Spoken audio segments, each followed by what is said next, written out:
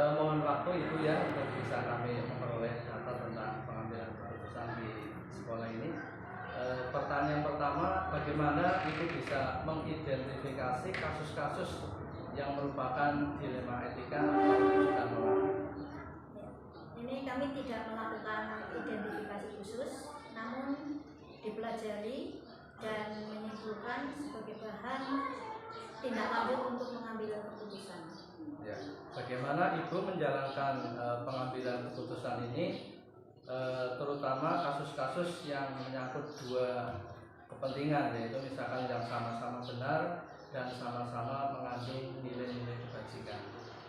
Ini saya melakukan koordinasi dengan pihak-pihak yang terkait terhadap masalah, terutama yang urgen atau mendesak yang harus segera diambil keputusannya.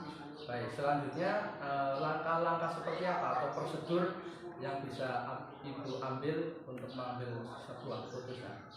Langkah-langkahnya yang pertama yaitu dengan menguji kebenaran, yang kedua keterlibatan berbagai pihak, yang ketiga bukti dan fakta yang dibutuhkan yaitu dengan mengumpulkan informasi, yang keempat dampak dari pengambilan keputusan tersebut, adanya perubahan yang ke arah lebih baik.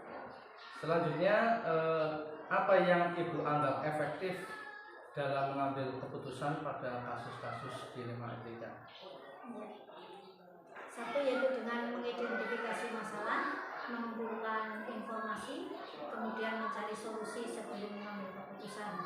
Yang kedua, memberikan jawaban yang berbeda, yakni dengan memanggil personil, kemudian menggali informasi dan memberikan solusi tergantung tingkat kesulitan dari permasalahan tersebut. Baik, selanjutnya hal apa yang menjadi tantangan Ibu dalam mengambil keputusan? Yang pertama yaitu rasa keadilan atas perlakuan sama pada semua orang. Yang kedua dampak yang ditimbulkan. Yang ketiga adanya pihak yang pro dan kontra. Ya, selanjutnya adakah Ibu memiliki jadwal khusus atau tata kelola dalam pengambilan keputusan? Tidak ada jadwal yang baku.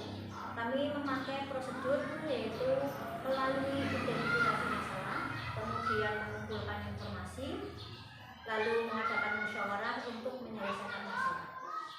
Selanjutnya, adakah seseorang atau mungkin rekan kerja atau faktor-faktor yang menurut Ibu itu bisa membantu dalam mengambil sebuah keputusan? Ada, yakni adanya dukungan dari semua pihak, yaitu guru, karyawan, komite, dan juga wali murid. Baik, yang terakhir Ibu, ini pertanyaan berkaitannya dengan pengalaman ya. Jadi ketika mengambil sebuah keputusan tentu ada pembelajaran yang bisa kita ambil dari pengalaman-pengalaman yang sudah Ibu lakukan. Seperti apa pembelajaran yang bisa diambil? Ini menambah pengalaman baik dalam mengambil keputusan di lingkup kecil maupun di lingkup yang lebih besar atau lebih luas. Baik, terima kasih atas jawaban Ibu. Mudah-mudahan ini bisa menjadi referensi bagi saya untuk pembelajaran dalam pengambilan keputusan. Sekali lagi terima kasih Bu. Sama-sama. Mohon izin. Ya, selamat pagi Pak Hadi. Ya, saya mohon waktunya sebentar untuk meminta konfirmasi katanya dengan sebuah pengambilan keputusan di sekolah yang panjenengan pimpin. Ya. Langsung saja pada pertanyaan pertama, bagaimana Anda itu bisa mengidentifikasi kasus-kasus yang merupakan dilema etika atau rujukan moral? Yang pertama saya lihat dulu kasus dari segi hukum. Apabila kasus tersebut melanggar hukum, maka tentu ada benar atau salah. Kemudian, namun jika ada dikatakan benar melawan benar, berarti itu masuk ke ranah dilema etika. Ya. Dengan cara menganalisis apakah keputusan yang akan diambil itu benar melawan salah atau benar melawan benar. Kalau dilema etika lebih menekankan pengambilan keputusan yang tepat dan bijaksana. Ya, baik. Untuk mengambil sebuah keputusan itu kan ada dua kepentingan, misalkan yang sama-sama benar dan sama-sama mengandung nilai kebajikan. Bagaimana dalam hal ini Anda itu mengambil keputusan tersebut? Pertama-tama kita cari dulu fakta. siapa yang terlibat, kemudian menganalisis benar dan salahnya. Dalam mengambil alternatif solusi, itu membuat keputusan, kemudian merefleksikannya, kemudian selaku kepala sekolah saya mencoba untuk berkomunikasi dengan rekan-rekan guru.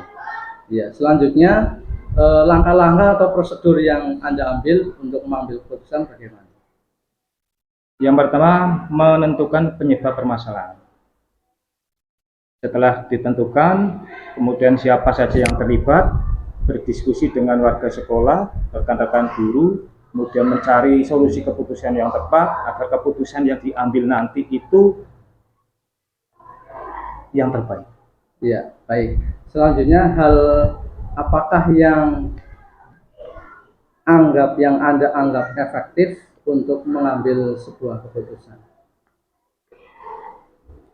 Pertama, kita menelaah siapa saja yang terlibat, kemudian sifat urgen kasus yang kita hadapi, apakah itu dilema, kemudian kita bisa mengambil keputusan bersama dengan berdiskusi, duduk bersama dengan stakeholder yang memang betul-betul menangani itu.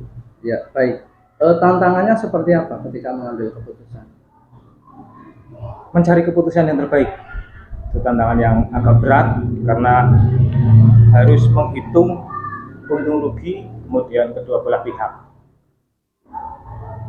Baik, selanjutnya apakah Anda itu memiliki jadwal ya, waktu yang berkaitan untuk pengambilan sebuah keputusan? Tergantung pokok permasalahan yang kita hadapi.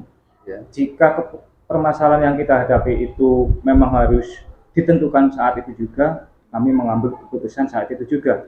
Tapi kalau permasalahan itu bisa dibuatkan jadwal, maka kami akan menyelesaikan kemudian. Ya, baik.